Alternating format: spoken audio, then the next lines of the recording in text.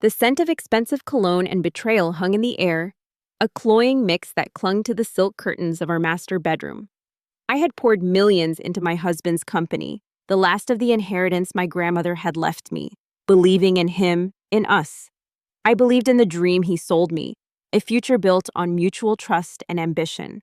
That belief shattered into a million tiny pieces as I stood motionless in the shadow of the doorway. Marcus was on the phone, his back to me. He was speaking in Spanish, a language he'd picked up on business trips to Madrid. He thought it was our little romantic secret, a language he could whisper sweet nothings in.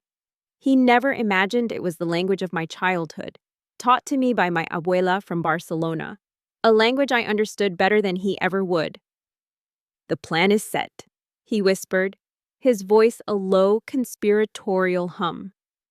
"She signed over the last of the proxy votes. The business trip to Zurich is booked. By the time she gets back, the board will have pushed her out. The empire will be ours, Leo, all ours." Leo, my own brother. The casual venom in Marcus's tone made my blood run cold. This wasn't just a corporate takeover. It was a deep, personal demolition. I heard the faint, smug laugh of my brother on the other end of the line. I melted back into the hallway, my heart a leaden weight in my chest. The next morning, Marcus smiled at me over his coffee, a perfect, predatory smile.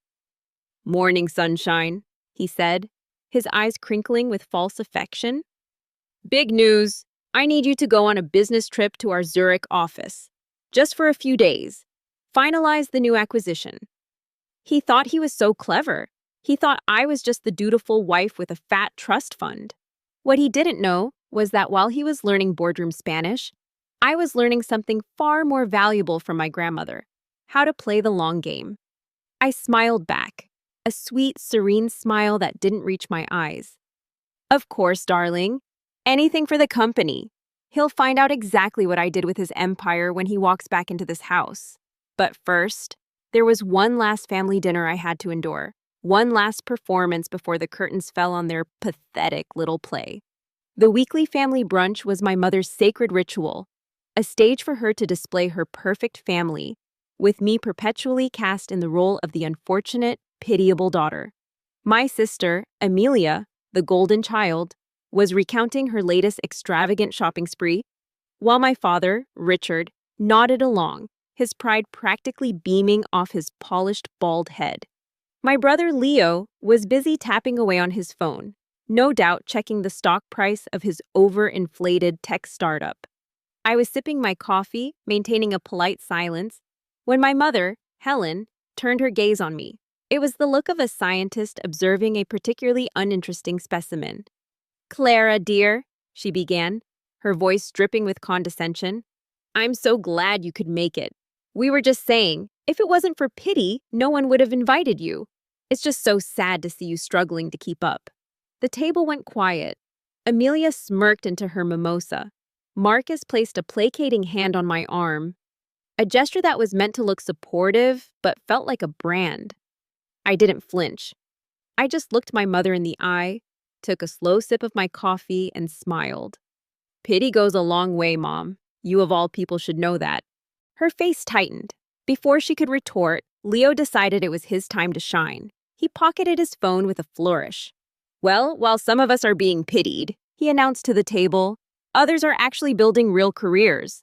My company just landed another round of Series B funding. It's a tough world out in tech. Not everyone can handle a real job."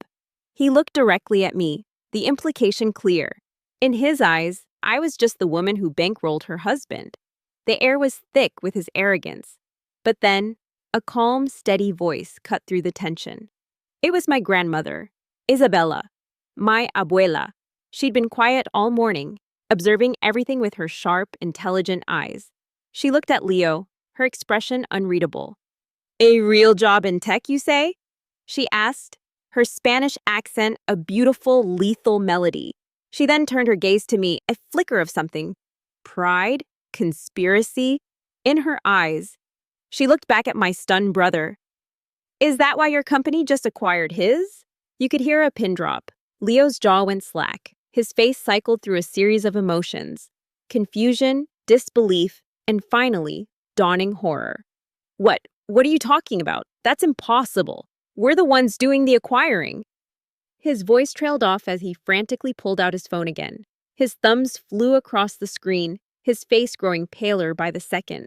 Marcus shot me a look of pure fury, a silent, panicked question in his eyes. I just gave him a tiny, innocent shrug. I hadn't built my own tech firm under my own name, of course. That would have been too obvious. I had used a holding company, a series of shell corporations established with the help of my grandfather's legal team, all under a name they would never have recognized. For 2 years, while they thought I was playing the role of the supportive wife, I was building an empire they couldn't even fathom, buying up smaller strategic companies.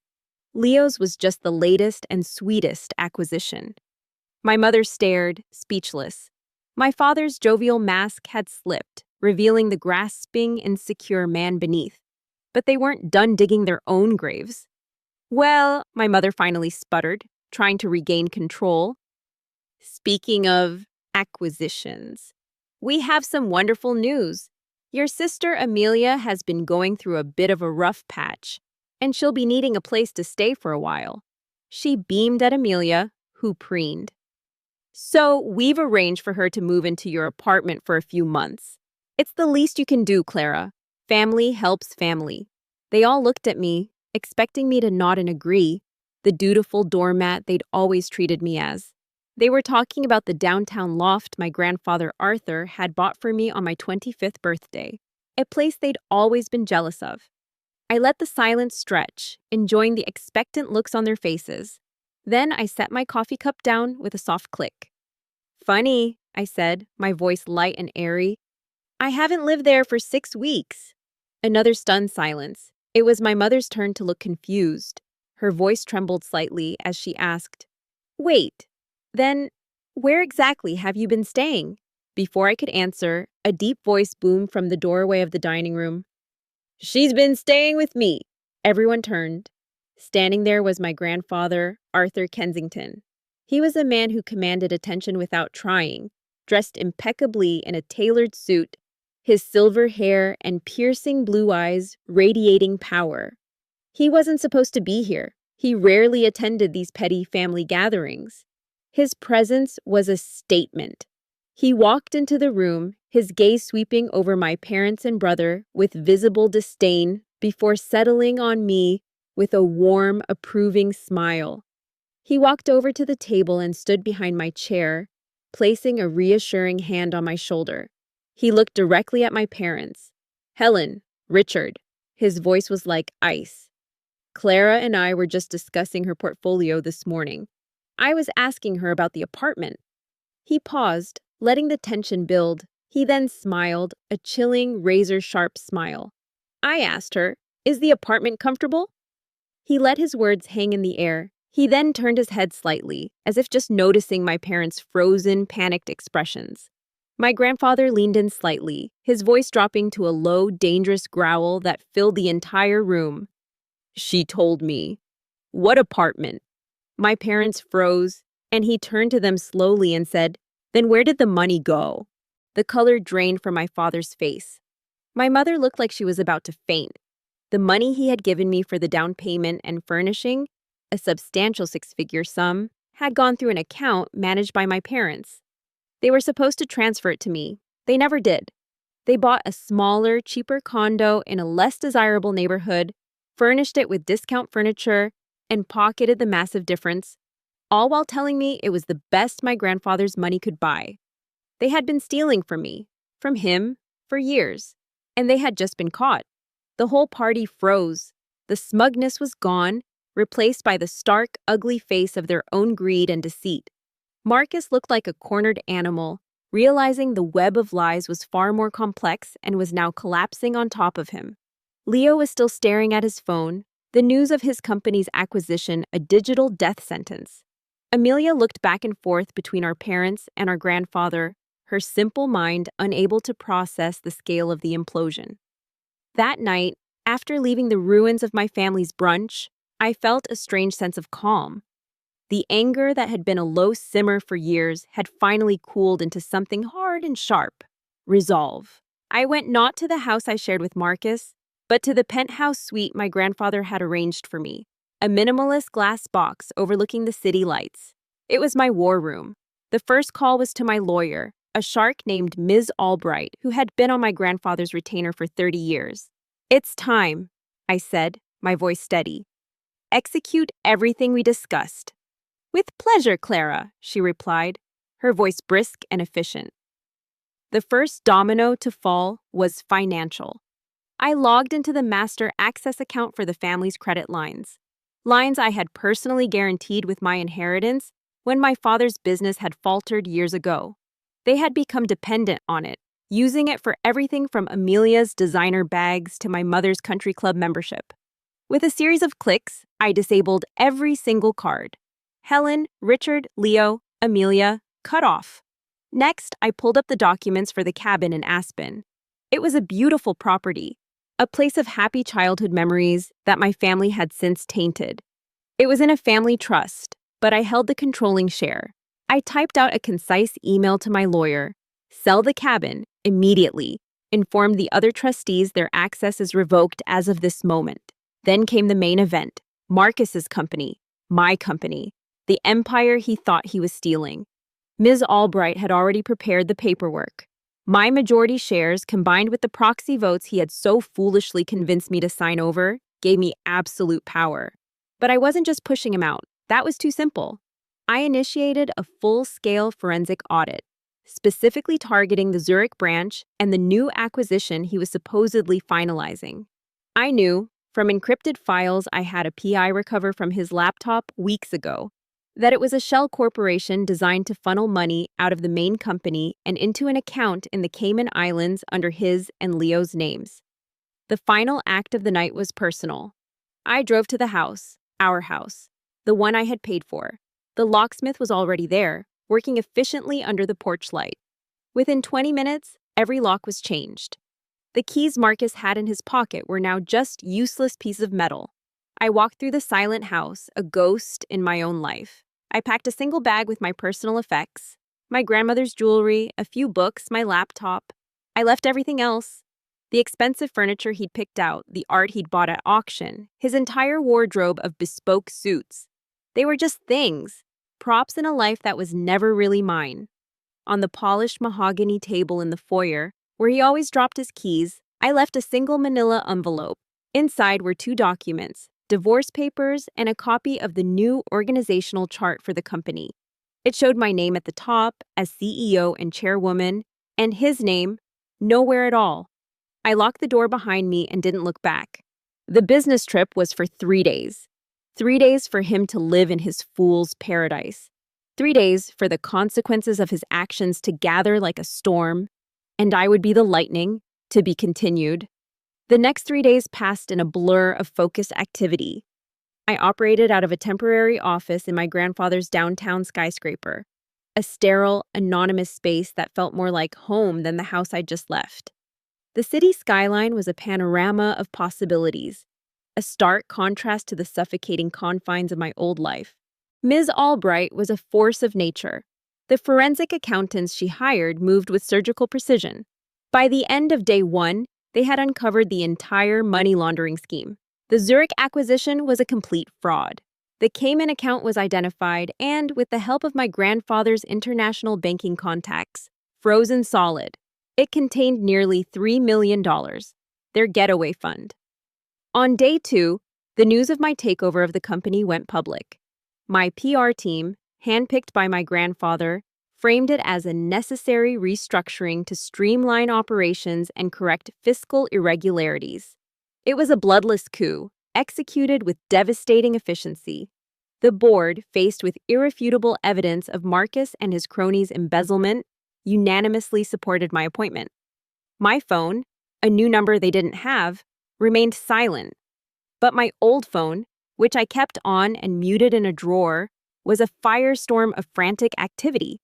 Hundreds of missed calls and texts from my mother, my father, Leo, Amelia. Their messages morphed from confusion to indignation to outright panic. "Clara, my card was declined at Neiman's. This is humiliating. Fix it now." "Mom, what the hell is going on?" My access to the company's servers is denied. Call me. Leo. I can't get into the Aspen house. The security code isn't working. Clara, answer your phone. Dad. The landlord of my new place called. He said the check from Mom and Dad bounced. You have to help me. Amelia. I read them all with a detached sense of finality. They weren't messages from family. They were the death rattles of a parasitic relationship. The most satisfying news came on the afternoon of day 3.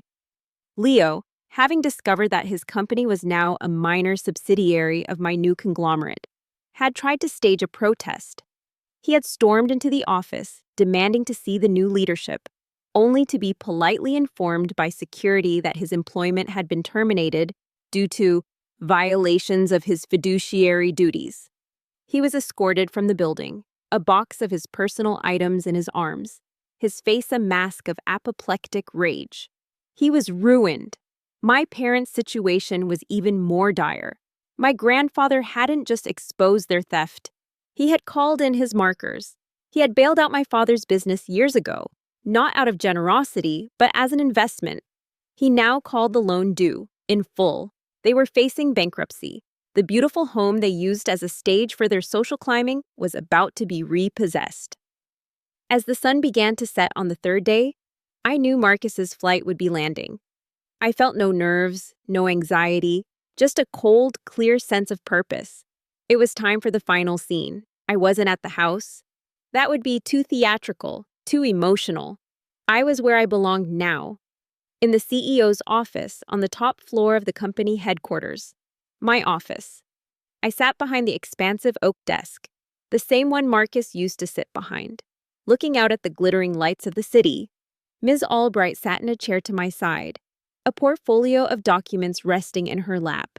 We waited. At precisely 7:45 p.m., my assistant's voice came through the intercom. Ma'am, a Mr. Marcus Thorne is in the lobby. He's causing a scene. He's demanding to see you. I pressed the button. Send him up, please. A few minutes later, the doors to my office burst open. Marcus stood there, his face flushed, his suit rumpled from travel.